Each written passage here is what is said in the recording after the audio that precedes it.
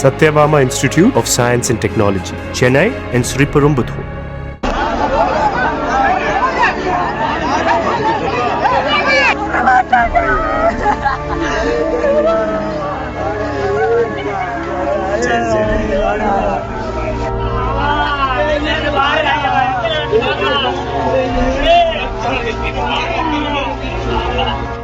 தந்தை இறந்த சூழலில் தாயின் அரவணைப்பில் வளர்ந்து இராணுவத்திலோ அல்லது காவல்துறையிலோ சேர்வதற்கான முயற்சியில் இருந்த 22 வயது கபடி வீரர் உயிரிழந்ததால் 1000 கபடி வீரர்கள் திரண்டு கண்ணீர் விட்டு கதறி அழுத சம்பவம் பெரும் சோகத்தை ஏற்படுத்தியுள்ளது.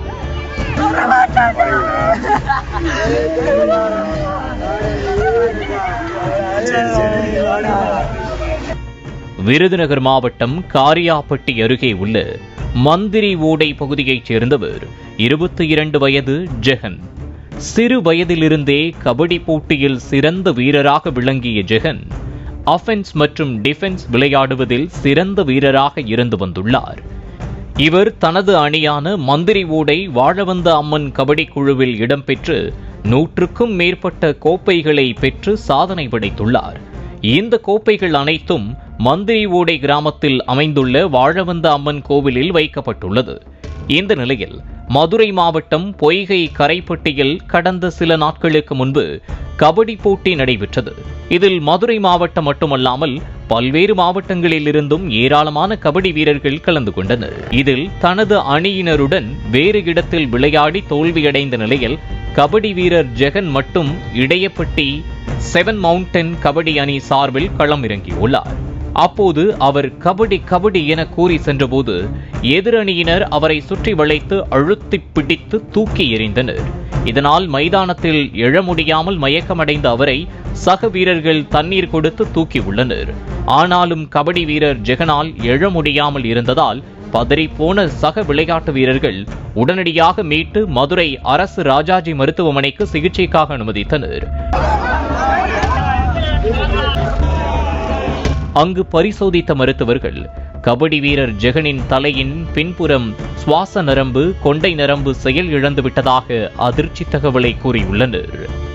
எப்படியாவது அவரது உயிரை காப்பாற்றிவிடுங்கள் என கதறி அழுதிருக்கிறார்கள் சக கபடி வீரர்கள்.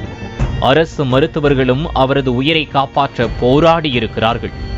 ஆனால் அறுவை சிகிச்சை செய்தும் பலனின்றி கபடி வீரர் ஜெகன் பரிதாபமாக உயிரிழந்தது அப்பகுதியில் பெரும் சோகத்தை ஏற்படுத்தியுள்ளது.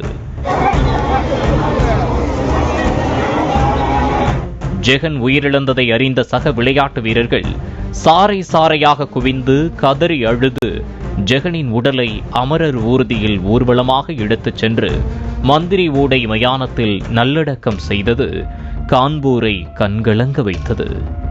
உயிரிழந்த கபடி வீரர் ஜெகனுக்கு அஞ்சலி செலுத்த மதுரை, விருதுநகர் மற்றும் பல்வேறு பகுதிகளைச் சேர்ந்த சுமார் 1000க்கும் மேற்பட்ட கபடி வீரர்கள் குவிந்து கதறி அழுது அஞ்சலி செலுத்தினர்.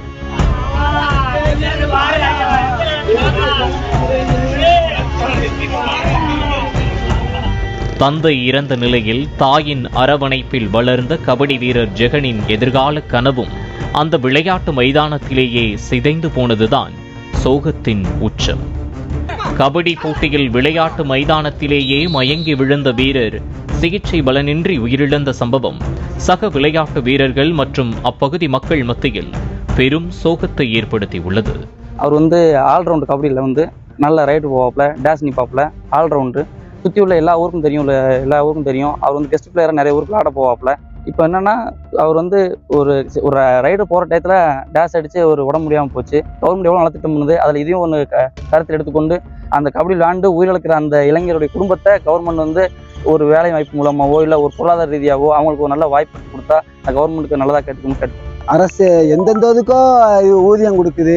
வீர விளையாட்டு, தமிழர் விளையாட்டு, கபடி வீர விளையாட்டு அவங்களுக்கு அதன் மூலம் இறந்த பையனுக்கு, ஜெகன்ற பையனுக்கு ஒரு நிதியுதவியோ இல்லை இன்னி வர சந்ததிகளுக்கோ கொடுத்தா கொஞ்சம் ரொம்ப நன்றியா, ரொம்ப நல்லதா இருக்கும். இதுபோன்று விளையாட்டு வீரர்கள் பாதிக்கப்படும் போது அரசு உதவ வேண்டும் என கோரிக்கை வைக்கிறார்கள் சக கபடி வீரர்கள்.